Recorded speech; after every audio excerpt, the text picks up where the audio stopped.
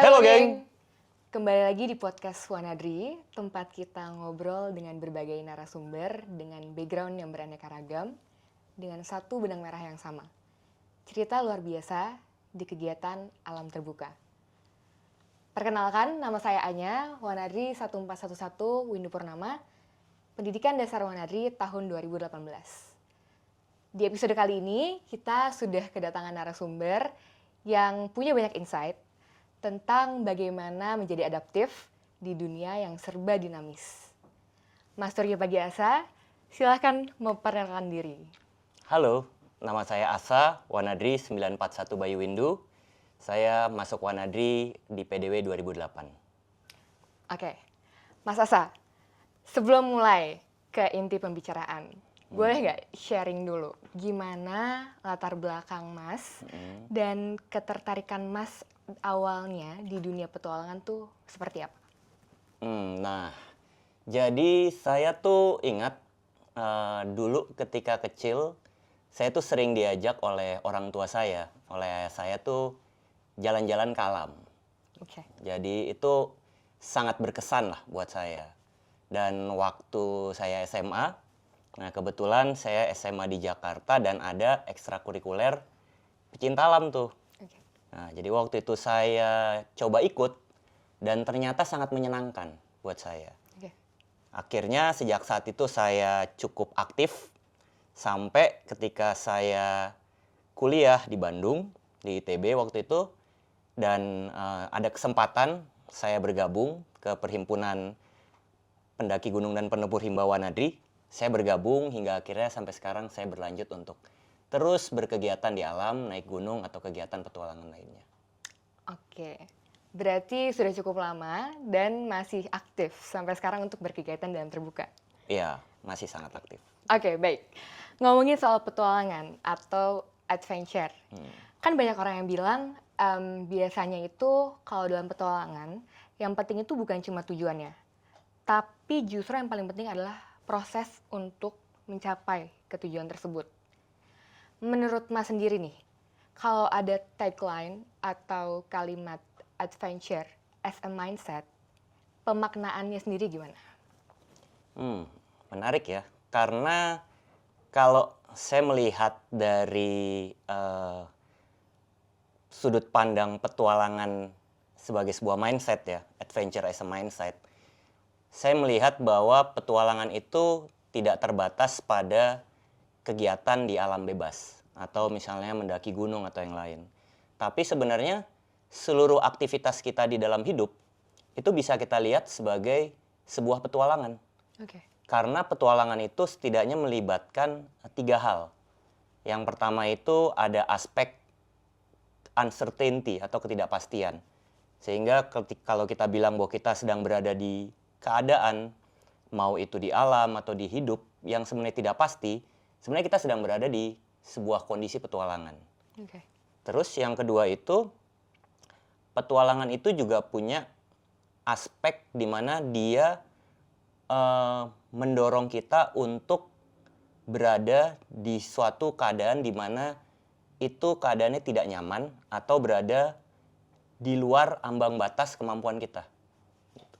Dan yang terakhir, kalau menurut saya, komponen petualangan yang boleh dibilang menarik ya buat saya, dan ini berlaku di banyak hal, itu ada aspek novelty, artinya sesuatu yang baru.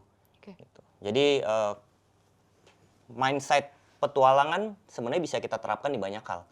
Selama hal tersebut adalah sesuatu yang baru, ada ketidakpastian, uncertainty, tapi juga terkait dengan kemampuan diri kita, kita dituntut untuk bisa lebih. Salah satu yang mungkin konsep petualangan yang menurut saya paling bisa diterima nih, dan ini berlaku di atau boleh bilang populer ya di banyak negara, nah terutama di Eropa tuh konsep dari salah seorang adventurer namanya Colin Mortlock gitu. Jadi dia punya konsep adventure education ya, atau adventure philosophy, bahwa petualangan itu bisa dilakukan dimanapun gitu. alam hanya salah satu media kita untuk melawan petualangan. Tapi pada kenyataannya, misalnya kayak kita berada di satu lingkungan kerja baru, kita bisa melihat dari sudut pandang mindset bahwa itu petualangan.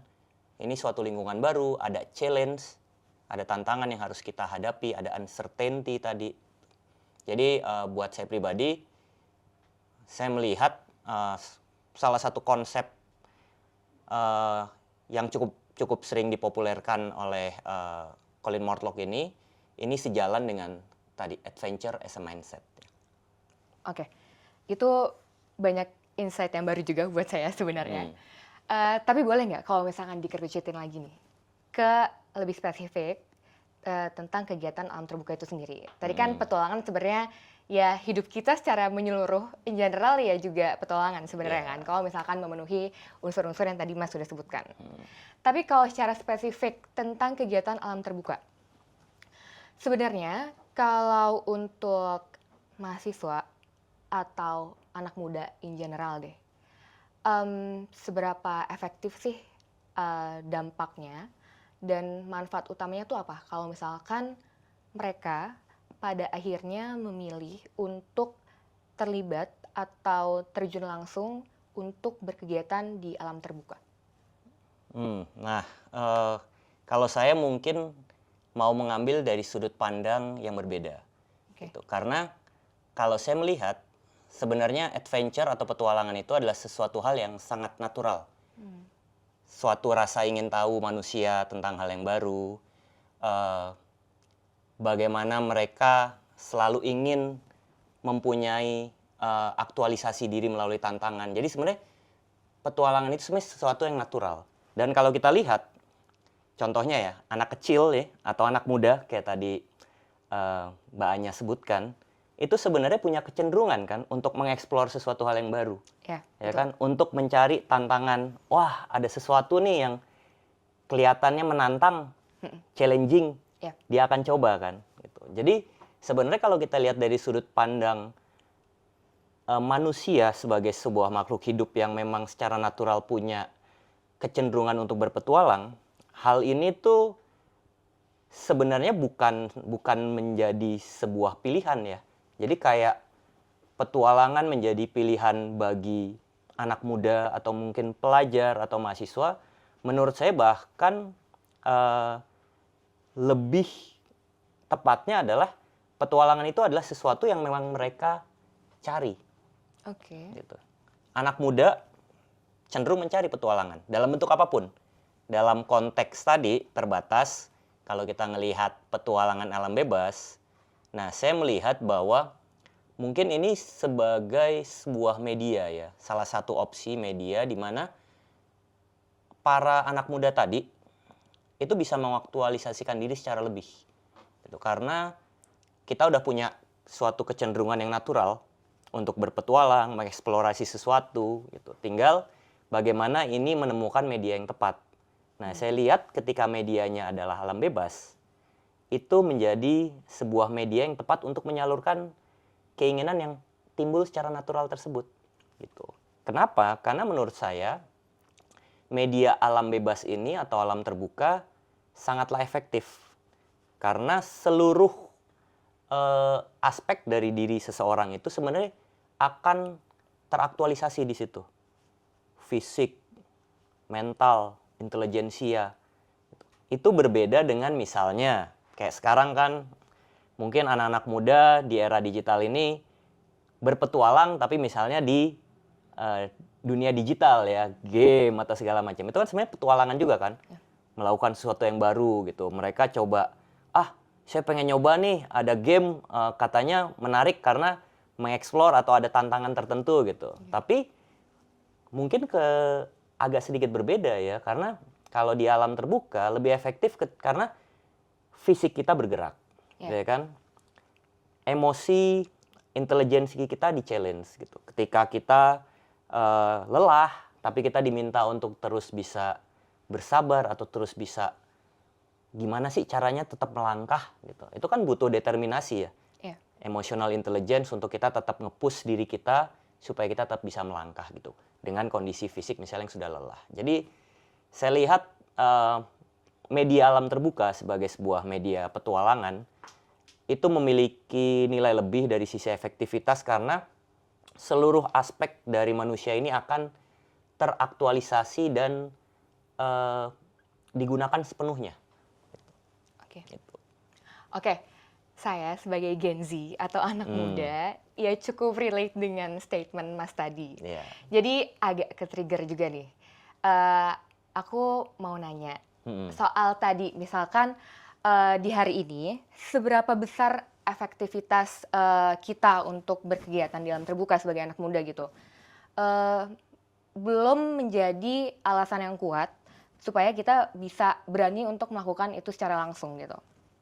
Contohnya kayak tadi, misalkan kita di era digital yang sehari-harinya deket banget dengan handphone, media sosial, kayak lagi rame, aku coba korelasiin dengan yang sedang happening ya di sosial media.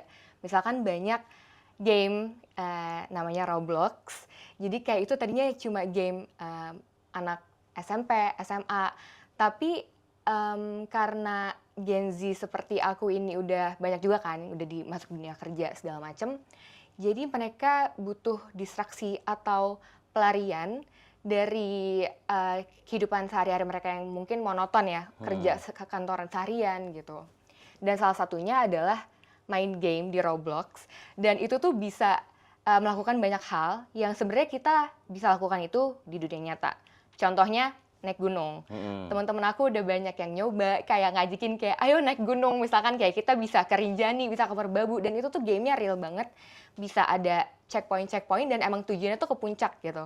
Nah, menurut Mas gimana sih cara menaikkan minat kita sebagai anak muda untuk bisa melakukan itu secara real instead of secara virtual aja? Karena kayaknya kalau misalnya aku lihat ya, minat kegiatan alam terbuka mungkin dibandingkan dengan generasi yang sebelum aku lumayan menurun gitu. Jadi boleh dijelasin lebih lanjut kira-kira Mas? Oke, menarik ya tadi ngambil contoh game Roblox yang lagi Iya, betul. booming ya. Karena emang kelihatannya di game Roblox tuh kita juga bisa naik gunung kan katanya. Betul. Naik gunung tapi virtual tuh. Iya, betul. Tinggal tekan nyampe Jadi gitu minat ya. naik gunung itu sebenarnya udah ada, cuma Ya. ya sebatas di game aja. Ya, nah jadi sebenarnya tadi kata kuncinya, manusia punya kecenderungan secara natural untuk berpetualang kan. Nah, cuma mungkin kalau saya ngelihat di sini isunya ada di dua hal. Pertama mungkin dari sisi exposure ya. Mereka mungkin ya di era zaman sekarang anak-anak muda, apalagi ketika mereka lahir besar itu di kota atau di urban, mereka tuh nggak punya exposure ke alam. Ya. Mungkin beda ya dengan kayak generasi, nggak tahu, mungkin di saya atau mungkin di yang di atas saya gitu. Dimana urban belum sepesat ini ya. Jadi kita tuh masih terus berinteraksi dengan alam sehingga kita punya exposure lebih gitu. Dan kita mungkin punya pembanding. Karena boleh dibilang kalau mungkin kita tanya ke anak-anak muda sekarang ya, ketika ditanya apakah mereka pernah ikut pramuka, mungkin pernah karena wajib. Tapi apakah pernah camping? Mungkin campingnya terbatas. Sekarang yang saya dengar camping cuma di halaman sekolah kan. Kalau dulu saya minimal, ya kalau dulu saya di Jakarta tuh SMP, minimal ke Cibubur tuh. Ya, Buperta Cibubur. Jadi mungkin itu faktor pertama exposure. Kita, saya misalnya punya exposure lebih gitu. Sehingga saya tahu dan saya bisa membandingkan. Ya kan? Tapi mungkin buat orang-orang yang mereka lebih banyak atau dominan exposure-nya di digital, di urban, jarang terexposure ke alam, itu menjadi berkurang. Oke. Gitu. Nah, terus yang kedua itu kalau saya lihat, ini juga mungkin berkaitan dengan kecenderungan dari peer group-nya juga, atau teman-teman seangkatan ya. Ya. Tadi kan Mbaknya sempat bilang bahwa, oh mungkin di era dulu, kegiatan ke alam, naik gunung, camping tuh lebih populer ya. Mungkin karena memang di era tersebut peer group-nya juga cukup dominan berkegiatan seperti itu ya. Tapi mungkin tadi ketika mereka sudah tidak punya exposure ya sejak kecil, kemudian ternyata mereka juga berteman atau berada di lingkungan di mana teman-temannya ya kalau weekend nongkrongnya di mall, Iya. Kalau weekend istilahnya apa? Mobar ya. Mabar. Mabar, Iya. main Main bareng. main bareng Iya, kan, betul. main bareng gitu. Jadi dua hal tersebut yang akhirnya mungkin saling apa ya, saling memperkuat ya seseorang untuk oh ya udah saya punya punya keinginan untuk berpetualang, tapi medianya saat ini cuma ada misalnya game gitu. Nah sebenarnya di situ justru jadi kesempatan kayak tadi Mbaknya bilang, kayak teman-teman Mbaknya ketika diajak jalan-jalan itu jadi happy ya karena wah ini pelarian nih yang selama ini di kota atau di kantor bosen gitu. Jadi sebenarnya kita cuma perlu memberikan exposure sehingga mereka terpapar nih dengan kegiatan alam gitu. Tapi juga mungkin untuk konteks adventure kita perlu atur juga gitu beban exposure-nya. Karena kalau saya kembali ke konsepnya Colin Mortlock tadi dari sisi adventure itu sebenarnya kita bisa bagi adventure jadi beberapa tahapan. Oke. Gitu. Jadi kalau Colin Mortlock tuh ngebagi seenggaknya tuh ada 4 ya. Yang paling bawah itu disebutnya play. Play itu ketika kita mencoba melakukan sesuatu yang baru, tapi tantangannya itu sangat rendah. Gitu. Sehingga kita tidak perlu mengeluarkan kemampuan kita tidak perlu berusaha keras gitu. Jadi ya kayak main-main aja gitu. Kayak misalnya kita jalan-jalan ke Taman Menteng gitu ya, Taman Suropati. Itu masuk kategorinya play gitu. Tapi kemudian ketika kita coba sesuatu yang baru yang kita belum kenal, tantangannya sedikit lebih tinggi, uncertainty lebih banyak, kita masuk ke tahapan adventure. Gitu. Nah, itu biasanya kita akan mengalami experience yang jauh lebih intens, lebih tinggi dibanding play. Gitu. Jadi kayak tadi misalnya diajak jalan-jalan yang lagi rame kan sekarang ini ya, trekking Curug Jonggol gitu kan. Nah, itu mungkin tahapan adventure buat sebagian besar orang yang mereka kebanyakan tinggal di kota tapi mungkin belum pernah punya exposure tuh ke alam gitu. Nah, di atas itu yang ketiga, itu istilahnya frontier adventure. Jadi ini adalah ambang atau area di mana kita masuk ke wilayah adventure, di situ halnya benar-benar kita tidak kenal. Ya, artinya dari sisi kebaruan itu semuanya baru, bahkan kita boleh dibilang kita nggak familiar dengan lingkungan, dengan orang, dengan kegiatan, dengan cuaca gitu. Terus yang kedua, dari sisi challenge, dia tuh sedikit lebih besar daripada kemampuan kita. Artinya kalau kita mampu misalnya trekking atau main di Jonggol, let's say jalan 5 kilo, nah frontier adventure itu menuntut lebih dari itu. Menuntut kita untuk bisa melakukan di luar batas kemampuan optimal kita. Gitu. Nah, terus dari aspek yang ketiga, aspek uncertainty lebih tinggi. Bahkan ada kemungkinan kita punya resiko ini bisa berakibat fatal kalau nggak di-manage. Nah, frontier adventure nih salah satu zona di mana kalau boleh dibilang istilahnya Colin Mortlock ya, di situ tuh manusia mengalami pengalaman secara emosional, spiritual yang paling intens. Gitu. Manusia akan ingat itu di dalam memorinya. Gitu. Nah, kita mungkin ketika kita memperkenalkan atau mengajak teman atau siapa, kita nggak bisa langsung bawa mereka ke frontier adventure. Biasanya perlahan-lahan ya. Gitu. Oke, kita ajak play dulu, mulai masuk ke adventure, mereka mulai nyaman, kita ajak, mau nggak yang lebih challenging nih? Apa? Ya dibanding kita ke Jonggol misalnya, coba kita naik gunung gitu. Karena buat orang yang belum pernah naik gunung biarpun misalnya cuma ke Gede ya, itu akan masuk ke kategori frontier adventure. Nah yang terakhir, nah ini yang harus dihindari, itu adalah misadventure. Itu adalah kegiatan adventure ketika seluruh aspek ya di dalam adventure tersebut itu di luar kendali dan di luar kemampuan kita. Dan biasanya ketika kita masuk batas misadventure ini, yang terjadi itu adalah fatality ya. Bisa dalam banyak hal. Bisa dalam konteks fisikal atau bisa juga emosional. Contohnya emosional adalah orang diajak berkegiatan ya, naik gunung ke Gede, tapi pas musim hujan lagi badai.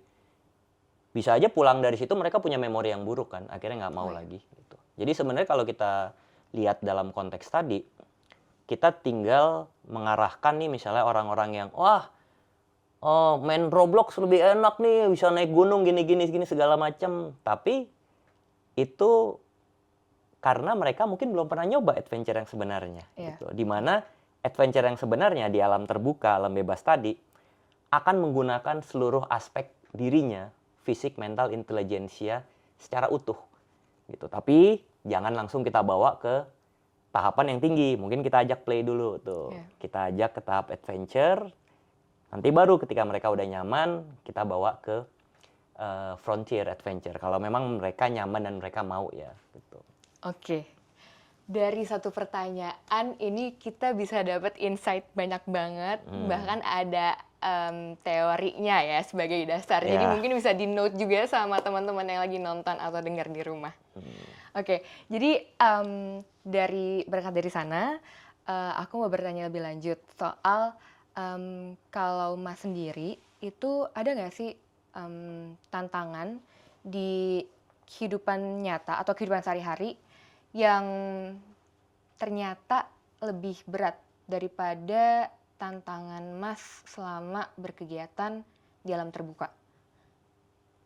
Ya sebenarnya kalau saya ngelihat ya, kehidupan nyata, contohnya kayak di dunia kerja ya, atau misalnya buat para pelajar gitu, di perkuliahan gitu, di sekolah, sebenarnya jauh lebih berat gitu Oke. dibanding petualangan di alam terbuka tadi. Karena sebenarnya kalau kita berpetualang di alam terbuka dengan baik ya, kita tuh harusnya bisa mengukur tadi lah limit kita, kegiatan kita seperti apa gitu. Tapi ketika kita kembali ke kehidupan nyata, banyak hal yang sebenarnya beyond our control kan. Kayak di Yes. dunia kerja gitu, Ya. kita berinteraksi dengan para stakeholder ya, atau mungkin di lingkungan kantor aja. Kan banyak tuh stakeholder, ada bos lah, ada ini, ada itu yang Iya. kita nggak bisa kontrol sebenarnya. Belum nanti kita punya klien lah, punya vendor gitu kan. Belum lagi nanti ada faktor, misalnya kalau kita ngomong makro ya, makroekonomi yang kita berbisnis sebagai pengusaha harus mempertimbangkan, wah ini gimana sih nih ketika saya pengen nyari pinjaman ke bank gitu. Sebenarnya jauh lebih kompleks. Tapi menurut saya yang paling menarik dalam konteks adventure nih, baik di alam terbuka atau di dunia nyata, adalah adventure atau petualangan di alam terbuka nih bisa menjadi sebuah media kita atau laboratorium kita untuk belajar. Gitu. Oke. Dan di dalam kegiatan alam terbuka, seluruh efeknya itu langsung kita rasakan. Oke. Jadi ketika kita, contohnya ya, kita mau naik gunung di musim hujan, tapi kita nggak bawa perlengkapan hujan, gitu. Kita udah langsung akan merasakan efek dari atau konsekuensi dari tindakan kita, gitu kan. Yeah.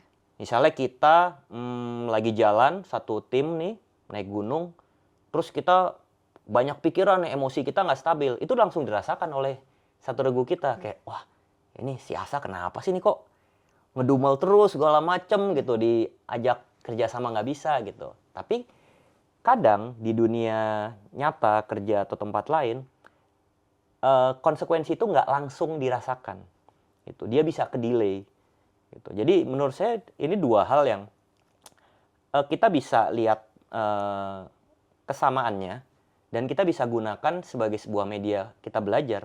Kalau menurut saya ya, ketika kita bisa mengambil hikmah dari kegiatan di alam bebas, baik tadi bagaimana kita mengatasi tantangan, kita belajar untuk mengendalikan diri kita, seharusnya dengan kecakapan lain ya, sesuai dengan misalnya bidangnya di dunia kerja atau misalnya di tempat dia sedang berkegiatan saat itu sekolah, dengan kecakapan yang proporsional, harusnya mentalitas dan semangat berpetualang itu bisa dibawa. Gitu. Jadi biarpun di sini lebih sulit, lebih kompleks, tapi dengan mindset tadi ya, mindset adventure ya, adventure as a mindset, kita ini bisa tetap berupaya terus untuk mengatasi kompleksitas atau kesulitan yang kita hadapi tadi di sini. Oke. Gitu. Jadi sebenarnya nilai-nilai yang kita pelajari di kegiatan alam terbuka itu sebenarnya secara sadar maupun tidak sadar tuh sangat dekat ya dengan kehidupan kita sehari-hari, Mhm. baik di dunia pekerjaan, kuliah, maupun di luar itulah ya. Oke, untuk mengakhiri, Mas ada pesan nggak sih untuk mahasiswa atau anak muda secara umumnya, Ya. terlebih untuk mereka yang belum siap untuk menghadapi tantangan atau masih ragu untuk mencoba hal-hal yang baru, khususnya kegiatan alam terbuka? Nah, ini sebagai sebuah penutup yang sangat menarik ya, nyambung pernyataan saya tadi. Justru buat anak muda nih ya, karena mereka lagi berada di fase mereka bisa melakukan banyak hal, punya energi, fisik Ya. masih bagus. Ini adalah fase yang bagus buat mereka nih yang masih muda, entah itu pelajar, mahasiswa, untuk bisa mencoba nih kegiatan alam terbuka, untuk mengasah atau men-challenge diri mereka. Karena apa? Karena kalau pengalaman saya pribadi gitu, Ya. dan ini sudah dibuktikan di banyak studi, kepintaran dalam aspek teknis atau misalnya intelijensia yang kita dapatkan kayak tadi di sekolah, itu tuh kurang. Kenapa? Karena nanti ketika kita berada di dunia nyata, dunia kerja khususnya, atau bahkan bermasyarakat secara lebih luas, ini tantangannya akan lebih banyak, akan lebih kompleks. Ya. Jadi ketika muda, itu adalah sebuah kesempatan yang sangat besar atau sangat baik buat para pemuda ini bisa mencoba mengasah dirinya, belajar banyak hal yang ketika mereka melakukannya itu juga sebenarnya menyenangkan ya. Gitu. Jadi ini sebuah saat yang tepat buat anak muda, buat belajar, ya, mengasah kemampuan dirinya, mentalnya, fisiknya melalui media alam terbuka, petualangan di alam terbuka, sehingga nanti ketika mereka berada di dunia nyata, dunia kerja, masyarakat yang lebih luas, mereka sudah jauh lebih siap. Gitu. Jadi buat anak muda, menurut saya selagi muda, belum banyak tuntutan hidup ya, cobalah kegiatan petualangan di alam terbuka. Oke, baik. Mantap masukannya. Nah, menyambung yang sudah Mas Asa sampaikan tadi, untuk teman-teman semua yang ingin menyalurkan minat dan ketertarikannya di kegiatan alam terbuka, Wanadri akan melaksanakan pendidikan dasar di akhir tahun ini. Jadi, teman-teman bisa langsung cek Instagramnya @wanadri_official dan langsung klik tautan pendaftarannya yang ada di bio official Instagramnya. Terima kasih dan sampai ketemu di episode selanjutnya.